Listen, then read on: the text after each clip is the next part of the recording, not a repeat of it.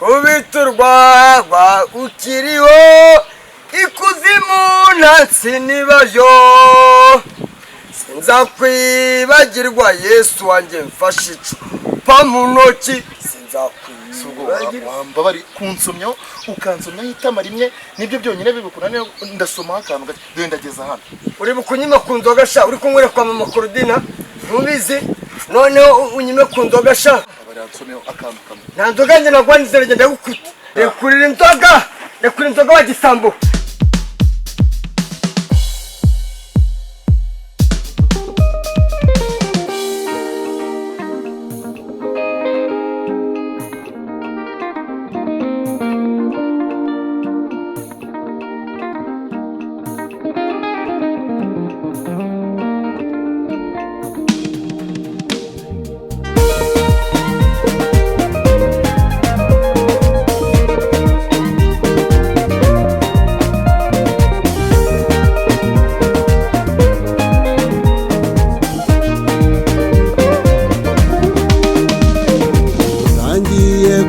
n'urugamba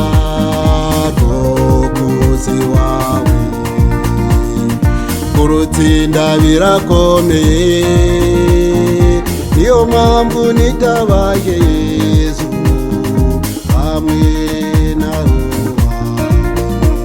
bafashe kurwana urugamba turutsinde imunzozi mana we imunzozi kugeri wawe mwijuru imunzozi mana we imunzozi shimana n'abamarayika none y'intambwe imwe nkusanga umanza nsubiza inyuma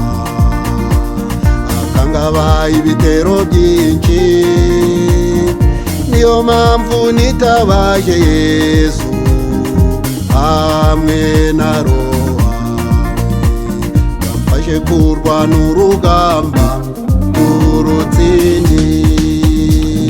imunzozi mana we imunzozi zo kugera iwawe mwijuru imunzozi mana we imunzozi shimana n'abamarayika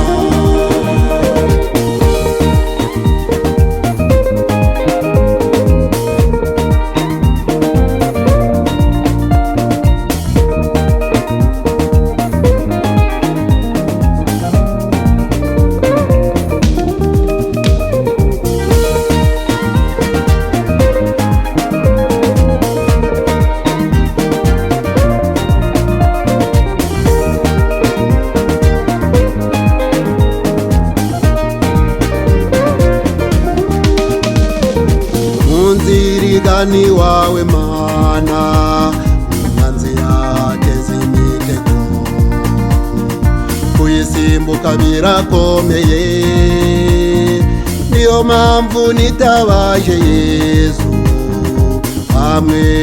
na roho bamfashe kurwana urugamba turutsinde imunzozi mana we imunzozi